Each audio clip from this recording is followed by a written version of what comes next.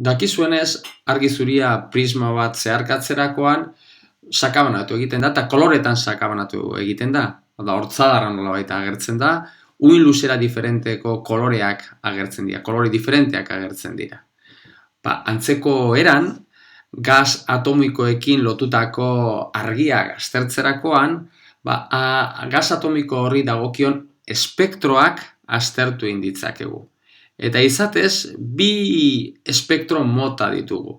Alde batetik daukagu zurgapen espektroa, hau izango litzateke hidrogenoaren zurgapen espektroa, eta gero bestatetik bekoa dugu hidrogenoaren igorpen espektroa. Gero, aztertuko dugu pixka geroago ze esan nahi duen zurgapen eta igorpen espektroa, nola ateratzen diren espektroiek. Baina argi eta garbi ikusten dugu nola zurgapen espektroa, ia espektro jarraitua dugula, lerro batzuk izan ezik. Aldiz, igorpen espektroa nolabait ia kontrakoa dugu, nolabait dana beltza lerro batzuk izan ezik. Importantea da, gauza bat ezatea, bata ez da bestearen aurkakoa nolabait, ze batean agertzen diren lerroak ez dute zertan eta goikoan agertzen diren zuloekin edo lerroen faltarekin lotuta egon behar. Kasuetan hidrogenen kasuan hala dirudi, baina esate baterako aztertzen badugu iodoren kasuan askoz ere zailagoa dana, berriro dana goikoa, guztietan goikoa izango litzateke, zurgapen espektroa eta bekoa igorpen espektroa. Hementxe badaude kasu batzuk, esate baterako emekoak, non zuzenean erlazionatuta ez daudela goian dugun lerroen faltarekin. Gauza bera, hementxe daukagu litioaren zurgapen espektroa, bekoa izango litzateke litioaren igorpen espektroa, eta hementxe eskerbean daukagu nitrogenoaren zurgapen espektroa, eta honen azpian nitrogenoaren igorpen espektroa. Eta hauek beti agertzen dira olakoak, beti dira espektroak, gas atomikoen espektroak, beti dira berdinak. Eta hori dela eta oso interesantea nolabait dira, bereizteko argia aztertuz, bereizteko non dagoen elementu bat edo bestea.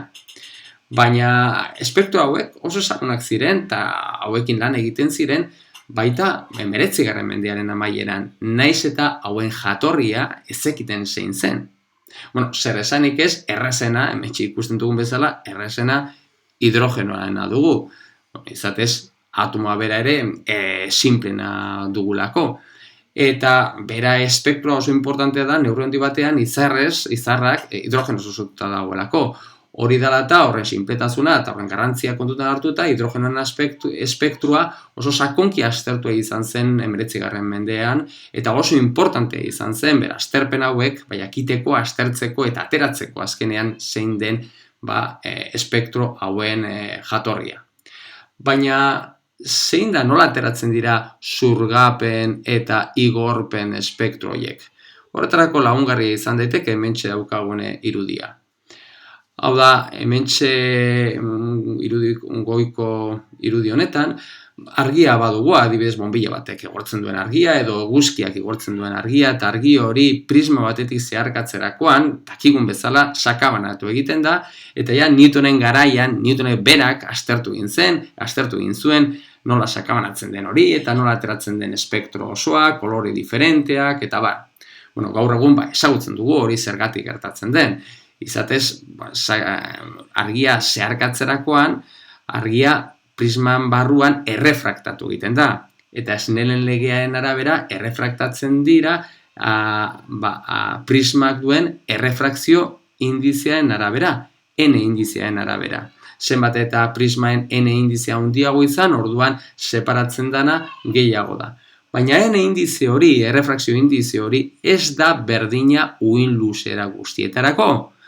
Errefrakzio indize hori uin luzearen funtzioan dugu. Orduan, sakabanatzen dana, separatu egiten dana, errefraktatzen dana, uin luzearen araberakoa dugu, hori dela eta orduan, argi zurian dagoen kolore diferenteak, uin luzera diferenteak, bereiztu egin ditzakegu bere espektroan. Eta izatez, argi zurian, halako espektroa ikusiko genuken, espektro jarraitua. Aldiz, erabiltzen badugu, gas atomiko bero bat erabiltzen badugu, eta horren nola lortu dezakegu, demogun lanpara bat dugula, lanpara fluorescente bat izango barit bezala, hortxe barruan gas atomiko bat atomiko bat bakarra dugula, eta kitzikatu egiten badugu, orduan kitzikatzerakoan hause berotu egiten da, eta hasten da argia botatzen. Eta argi hori aztertzerakoan, gas atomiko horrek botatzen duen argia aztertzerakoan, adibidez prisma honen bitartez, halako espektru bat ikusiko genuke.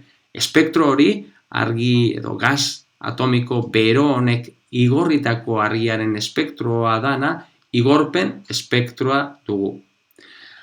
Aldiz, bestaldetik, hementxe dagoen argi zuria pasatzen badugu, prismatik pasatzen dugu baino lehen, pasatzen badugu gas atomiko, baina hotza dagoen gas atomiko batetik pasatzerakoan, adibidez, hidrogenoa dugun gas atomiko batetik pasatzen badugu, orduan, hortik gas atomiko hori zeharkatzen duen argia prisman zehar pasatu arazten badugu, orduan ikusiko nuken espektroa da xurgapen espektroa. Ze kolore batzuk, edo uhin luzera batzuk, hementxe dagoen gas atomiko horretatik pasatzerakoan xurgatuak izan direlako. Eta hau izango genuken, kasu honetan, hidrogenoaren xurgapen espektroa. Hau, hidrogenoaren igorpen espektroa. Kasu honetan, argia koloretan sakabanatzeko prisma erabiltzen dugu. Baina baita beste gauza batzuk erabilitzakegu. Adibidez, kasu honetan, erabiltzen da difrakzio sarea.